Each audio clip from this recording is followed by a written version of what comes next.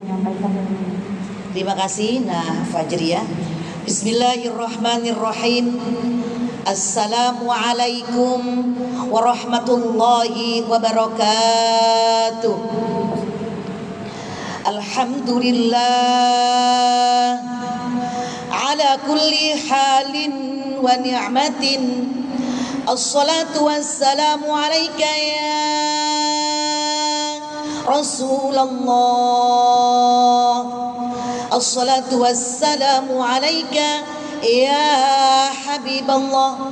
Assalatu wassalamu alaika ya Nabi Allah. Allahumma salli wa sallim wa barik ala sayyidina Muhammadin wa ala alihi wa sahbihi wa barik wa sallim ajma'in. Amma ba'du.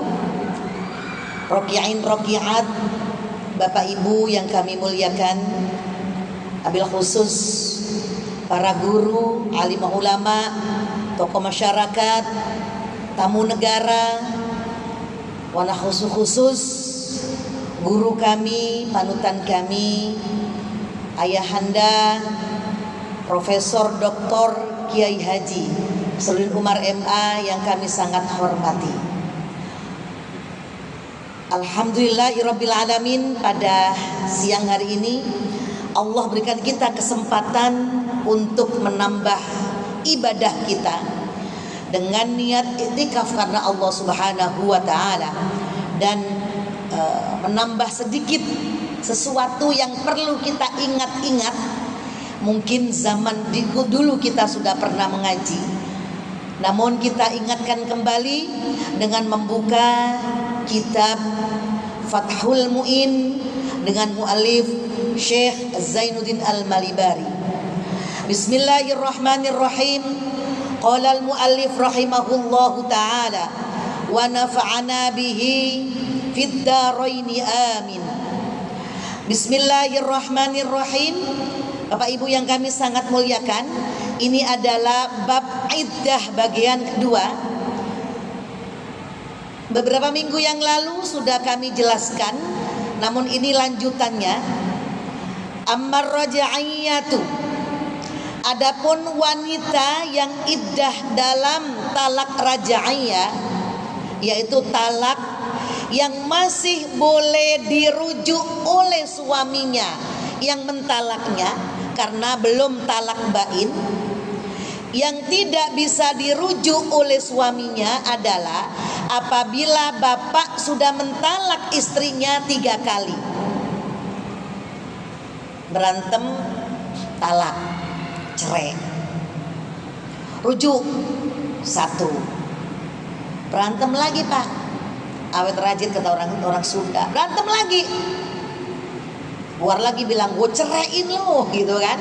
Cerai lagi kedua, rujuk kedua kali. Agak awet tuh, mungkin setahun. Saya ngarang ya, maaf nih. Udah gitu berantem besar lagi, mau cerai selamanya. 3 kali sudah. Ini yang namanya talak bain, tolak bain. Kalau sudah 3 kali ini maka tidak bisa dirujuk kembali istrinya itu, kecuali ada perempuan itu, istrinya itu ada laki-laki yang menikahinya, yang kita bilang dengan muhallil, yaitu istrinya kalau pengen dirujuk kembali nikah dulu sama laki-laki lain, tapi nikahnya tidak boleh sandiwara, nikahnya nggak boleh by settingan, nikahnya nggak boleh didesain oleh suaminya.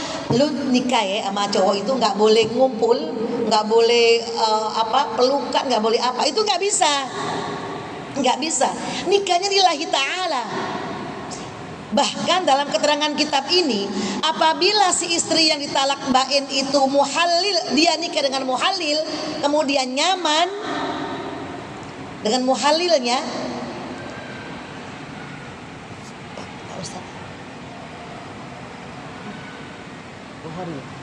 Ustaz Bukhari Muslim yang kami sangat muliakan. Maaf nggak lihat Pak Ustaz. udah bangun. Apabila istri itu nyaman dengan muhalilnya, maka suaminya nggak berhak untuk menyuruh atau memaksa dia untuk cerai dari suami yang kedua itu. Jadi kalau nyaman ya sudah, silakan kamu jalan dengan suami yang kedua itu gitu kan. Maka inilah yang saya katakan bahwa muhalil atau pernikahan sambungan itu tidak boleh by design, nggak boleh by setting gitu kan. Nggak ada syarat-syarat, nggak boleh begitu. Nah, ini yang saya bahas adalah bagi perempuan talak raj'iyah, perempuan yang ditalak, yang dicerai, tapi dia masih punya kesempatan untuk rujuk dengan suaminya karena belum talak ketiga. Maka apa saja kewajiban atau hak yang kita kerjakan, anggaplah saya gitu kan ya, fala takhruju, maka tidak boleh keluar rumahnya illa biidnihi, kecuali dengan izin suaminya yang mentalaknya, auli daruratin, kecuali atas izin itu karena memang ada keterpaksaan atau darurat, lianna alaihil qiyam, karena suami pentalak itu bijami'i mu'aniha kazauja, menanggung seluruh biaya hidup sebagaimana dia menanggung istri yang belum dicerainya. Wa misluha ba'inun hamilun, demikian juga berlaku bagi iddah yang perempuan ditalak tapi hamil, nalaknya nalak bain. Pasti ribet, pasti pusing. Ini masalahnya udah belum nikah bisa dicerai, belum nikah udah masalah cerai Bu Dewi gitu kan. Semoga bapak-bapak, mas-mas, mbak-mbak yang belum nikah lo kasih jodoh. Lompat ngajinya belum nikah udah cerai duluan gitu kan. Jadi gini gambarannya, kita main gambar-gambar aja. Ada seorang perempuan yang ditalak oleh suaminya, talaknya baru sekali, namanya raja'i, tolak roja'i. Saya lah, katakanlah saya, naudzubillah juga ya. Apa kerjaan apa yang dibolehkan oleh agama saya ini? Yang pertama, saya tidak boleh keluar rumahnya suaminya itu, kecuali atas izin suami yang talaknya. Kok gitu Bu Dewi? Iya, itu aturannya. Apa alasannya? Kan dia udah nyerahin saya Bu. Kan kamu, Anda, saya masih dalam masa iddah kan? Karena apa? Karena dalam masa iddah itu nafkah lahir, bukan batin ya, nafkah lahir masih atas tanggung jawab dari suami yang mentalaknya itu. Maka karena dia tanggung jawab nafkah lahirnya, izin keluar itu tergantung dari suami yang mentalaknya itu. Kita nggak boleh kemana-mana kecuali atas izin suami yang mentalaknya dan atas keperluan yang sangat emergensi, sangat darurat. Catat. Berarti kalau gitu, maaf, ngaji darurat enggak? Ya enggak lah. Iya kan? Maaf juga, ke pasar emergensi enggak? Ya enggak lah kalau ada untuk bahan makanan, selama masih ada bahan makanan. Ya kecuali memang enggak ada sama sekali bahan makanan gitu kan. Kemudian dia harus keluar ke pasar, enggak ada orang lain selain perempuan itu. Kalau nggak makan dia bakal katakanlah kelaparan atau mati, maka perempuan itu boleh keluar ke pasar. Karena apa? Karena darurat. Wa tantaqilu minnal maskani li khaufin ala nafsiha aw waladiha aw 'ala al-mal walau li ghairiha kawadi'atin wa in qalla wa khawfi admin aw harqin aw sariqin aw ta'adzat bil jirani adan syadidan. Wanita yang tengah dalam masa iddah, baik iddah raja'i atau iddah mati, diperbolehkan pindah dari rumah, tapi dengan syarat pindahnya itu masih ditentukan oleh suami yang mentalaknya. karena khawatir kerusakan dirinya sendiri atau anaknya, atau kerusakan harta sekalipun bukan miliknya sendiri. Misalnya harta amanah walau sedikit, dan karena khawatir rumah runtuh, khawatir kebakaran, khawatir atau rawan pencuri, atau karena penderitaan yang berat lantaran para tetangganya. Ya, jadi intinya perempuan yang dalam masa iddah talak rajai, kalau dia pindah rumah tetap atas referensi atau rujukan atau izin dari suami yang mentalaknya itu. Maaf, rumah suaminya udah nggak nyaman karena mau roboh, pindah ngontrak boleh, asal suaminya yang mengizinkannya, bahkan membayarkan kontrakannya. Karena banyak binatang buas contohnya, atau karena tetangganya pada julid ya, yang perempuan gitu, pada julid tetangganya, pada usil, maka pengenlah perempuan itu pindah rumah, diperbolehkan dengan syarat izin dari suami yang mentalaknya itu. Bahkan bukan hanya izin saja, bahkan rumah kontrakannya wajib dibayarkannya oleh suami yang mentalaknya selama dalam masa iddah. Sekali lagi, masa iddah bagi perempuan yang ditalak suaminya hidup-hidup maka 3 bulan atau 3 kali suci atau 3 kali haid boleh saja.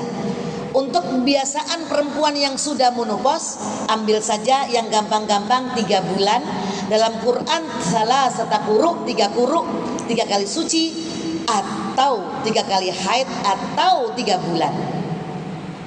Maka 3 bulan itulah hidup kita, perempuan yang dicerai oleh suaminya, maka makannya, pakaiannya, rumahnya, kehidupannya masih dalam penanggung-jawaban dari suami yang mentalaknya.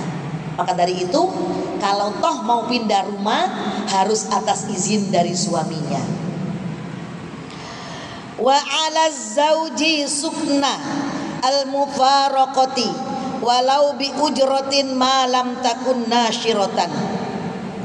Suami wajib menyediakan tempat tinggal istri tercerainya walaupun dengan menyewa, selama istri itu bukan dalam keadaan nusyuz.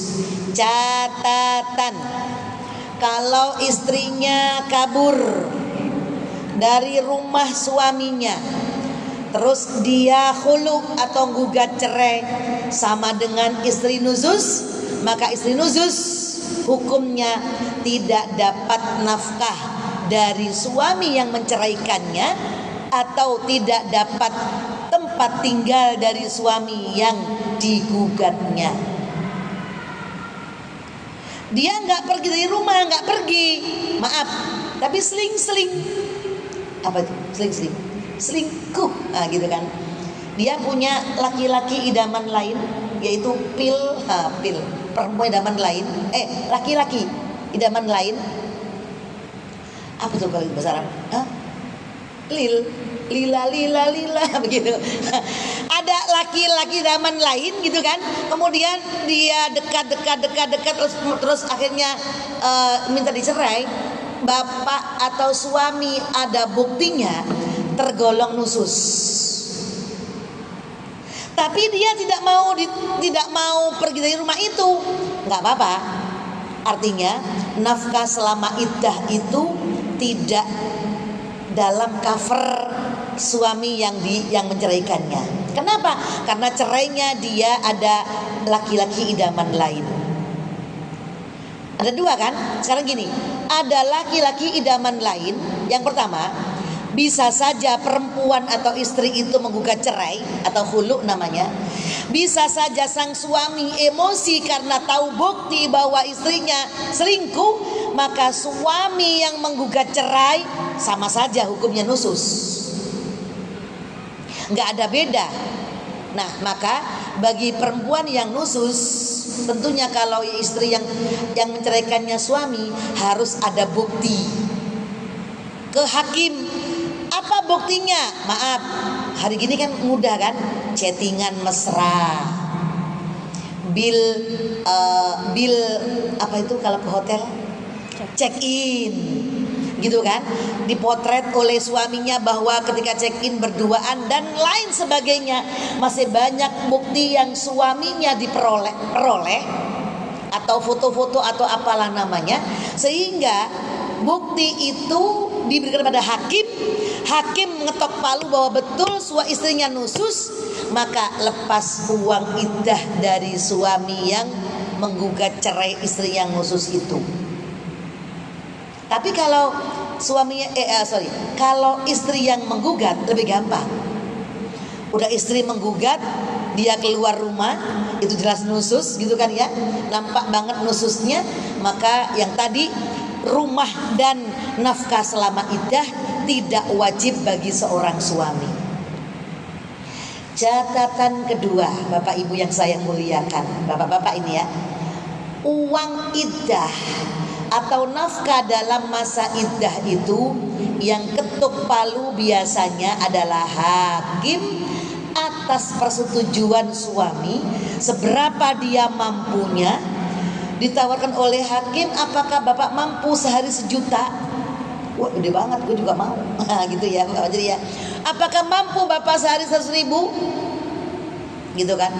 Apakah mampu bapak sehari 50.000? Apakah mampu bapak 10.000?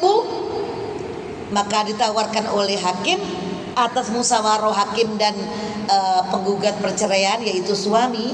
Setelah itu musyawarah itu mufakatnya ketok palu, katakanlah selama dalam masa iddah istri bapak yang ditalak raj'i ini wajib dikasih uang nafkah yang kita bilang dengan uang iddah itu. Besarnya tadi tergantung hakim yang ngetuk palu itu. Kita kalikan saja. Tapi bapak kalau mampu sehari 100.000, maka sebulan 3 juta. Berapa 3 bulan? 9 juta. Gitu kan? Nah, ini nafkah dari seorang suami yang menggugat cerai kepada istrinya yang tidak nusus. Kalau nusus, dia lepas dari uang iddah itu. Walaysa lahu masakanatuha wala dukhulu mahallin hiya fihi ma'antifa'in nahwil mahramin fayahrumu alaihi dhalika walau a'ma wa in kana at-talaqu raj'iyan li'anna dhalika yajurru ilal halwati al-muharramati biha. Suami tidak boleh tinggal satu rumah dengan istri yang ditalaknya. Saya ulang, istri tidak boleh pindah rumah dari rumah suaminya ketika dalam masa iddah, tapi suaminya tidak boleh serumah. Kan pisah kamar Bu Dewi, gak boleh. Kan pisah lantai Bu Dewi, hukum jangan dimain-mainkan, tetap gak boleh. Kan pakai tirai Bu Dewi, apalagi tirai, gitu kan. Kan pavilion Bu Dewi, boleh baru itu. Kalau pavilion kan beda pintu, beda rumah kan, sebelahnya begitu. Itu sama dengan pintu lain atau rumah lain begitu. Tapi maaf, tidak diperkenankan ada pintu connecting. Iya kan? Pavilion, tapi ada pintu connecting. Ini kan mencurigakan kan? Nggak diperbolehkan kalau begitu. Apa alasannya? Alasannya adalah, dan juga tidak boleh masuk tempat istri itu yang sedang berada di situ tanpa bersama dengan mahram. Hal itu haram dilakukan oleh suami sekalipun suaminya buta. Buta ya, dan talaknya raj'i. Karena apa alasannya? Bisa membawa ke arah berbuat halwah atau berduaan dengannya, yang hal ini diharamkan. Jadi maaf, suaminya buta, menceraikan, mentalak istrinya dalam masa iddah. istrinya sudah benar, sudah betul gak keluar rumah dari rumah suaminya. Yang keluar siapa sekarang? Suaminya wajib keluar rumah itu. Kan aku buta Bu Dewi. Dalam kitab ini disebutkan walaupun buta tidak diperkenankan satu rumah. Yang buta kan matanya Pak. Gimana hatinya? Gimana syahwatnya? Gimana keinginannya? Karena dalam kitab ini ditakutkannya berhalwat atau berduaan. Masih ada ser di hati, berdua ngobrol gitu kan, berlama-lama. Akhirnya kan gak enak, Mas mau makan gak? Aku masak tuh. Nah kan gitu. Akhirnya makan masakan istri yang ditalaknya dalam masa iddah.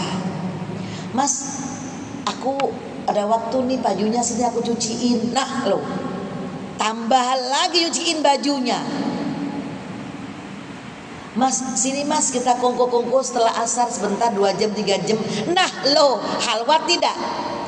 Ini yang ditakutkan oleh Syekh Zainuddin Al-Malibari, bahwa apa? Jangan sampai suami yang menceraikan istrinya dalam masa iddah istri itu suaminya di rumah yang sama. Pindah Pak, ngontrak Pak. Begitu ngontrak. Ini kalau talaknya baik-baik ya, kalau cerainya baik-baik. Tapi kalau cerainya emosi, marah-marah, pasti ada usir mengusir. Pergi lo dari rumah gue lo kan gitu. Pergi ngangkat kaki nggak, berkata macam-macam lah gitu. Makanya dalam hukum orang menceraikan, mentalak itu tidak boleh dalam keadaan emosi. Tidak jatuh talaknya, tidak sah talaknya, tidak sah kata cerainya kalau suami dalam keadaan emosi tinggi. Kalau sudah adem-adem gitu, itu baru bener perkataannya. Makanya saya sering bilang sama teman-teman saya, jamaah saya, kalau emosi, lakinya emosi, dia ngusir, dibilang gue ceraiin lo pokoknya, diem aja dulu. Kira-kira kalau suami ngomongnya pagi, sore deketin lagi, ditakit lagi, dikuatkan lagi. Mas, tadi pagi itu kamu ngomong sadar gak? Tadi pagi kamu ngomong bener gak? Dia ngomong, sorry ya ma, sorry banget, I need you ma, I need you. Cielah, I need you. Aku masih butuh kamu ma, anak-anak kesian, kamu tinggal, aku masih mau dengan kamu. Berarti tadi itu bukan talak. Kenapa? Karena emosi. Makanya ditakit lagi kan, ketika masih udah cooling down, udah dingin-dingin, ngomong lagi suami istrinya. Jadi nggak mas omongan kamu tadi? Ngomong istri, suaminya ngomong, dek, kita cerai aja ya dek. Udah nggak sepaham, udah nggak seia sekata, kita berantem melulu, zolim kita, anulah bla bla bla bla. Kamu nggak mau diatur oleh aku. Nah, segala macam lah alasannya, berarti bener. Sore udah adem ngomong kan Pak. Besok pagi ngomong lagi itu istri, Mas jadi nggak cerainya? Jadilah. Udah. Berarti hari besoknya sudah mulai kehitung adalah apa? Iddah. Berarti besok sudah terjadi hari iddah pertama. Tanggalin Bu. Para bunda pemirsa TV Istiqlal, pundri tanggalan set. Aku iddah mulai tanggal 1 bulan Desember. Ini umpama. Tapi saya belum ke pengadilan. Makanya ini yang kita bahas nanti ya. Jadi ada semacam 2 versi kan. Ada orang yang mentalak tanggal 30 November, tanggal 1 Desember hitung masa iddah gitu kan. Tapi dia belum mau ngurus ke pengadilan agama. Gimana hukumnya? Sudah. Masa iddah itu sudah tanggal 1 Desember, masa iddah sudah. Tinggal lapor ke Pak Hakim bahwa ngurusnya kapan pun, bilang sama Pak Hakim, Pak saya ini ngurus terlambat, 1 Desember saya udah iddah Pak, saya ini baru ngurus bulan Agustus tahun depan lagi. Kenapa begitu Mbak? Oh Pak, karena Mbak baru punya biaya. Bagaimanapun yang namanya orang itu kan ada biaya kan. Nah ya sudah bilang saja bahwa apa? Saya sudah iddah Pak, 30 tinggal hakim menketuk 1, 2, 3, berarti Anda sudah bebas iddah. Tapi kalau belum pernah iddah, ya mau nggak mau hakim bilang, kamu wahai perempuan mulai besok jatuh iddahnya. Nah, jadi ada semacam negosiasi kayak gitu dengan hakimnya. Kalau kita mengerti hukum apa iddah itu sebenarnya. Ayah bunda rahimakumullah, rokiat yang kami sangat muliakan, wa min samma lazimaha man'uhu in qadarat alaihi. Dari keterangan ini maka istri tersebut wajib melarang suaminya melakukan hal tersebut jika kuasa. Maksudnya kalau suaminya pengen main ke rumah kita itu perempuan yang dalam masa iddah, berarti perempuan tuh wajib bilang, mas aku sendirian, anak lagi sekolah semua, nggak ada anak-anak, nggak usah ke rumah mas. Nah gitu kan bu, nggak malah gini bu, iya boleh mas boleh. Itu nggak jadi cerai kalau begitu, lain dia bisa gitu kan. Nggak bisa, harus tolak, nggak bisa mas. Karena apa? Kata hukum agama kita tidak boleh berduaan atau halwat, takut ada setan yang ketiganya. Yang jelas nanti kalau mau, kecuali bapak kesini datang mau rujuk lain, ya kan? Itu pun juga perlu ada saksi kan? Nggak boleh berduaan, datang ada saksinya. Aku ingin kembali padamu dek. Kata si adik bilang istrinya, oh deh mas, aku juga mau. Nah, kan lain kan? Kenapa? Masih dalam masa iddah, berarti diperkenankan untuk rujuk kembali dengan syarat ada saksi dan ada akadnya, saksinya dan ada akadnya. Bapak Ibu rahimakumullah dan pemirsa TV Istiqlal yang kami sangat muliakan.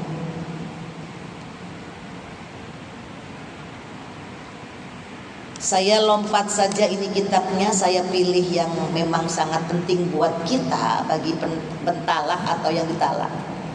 Udah, oh, udah ya sudah kalau gitu dikembangkan. Ayo Fajriah silakan. Baik, mungkin itu saja yang disampaikan oleh ustazah kita.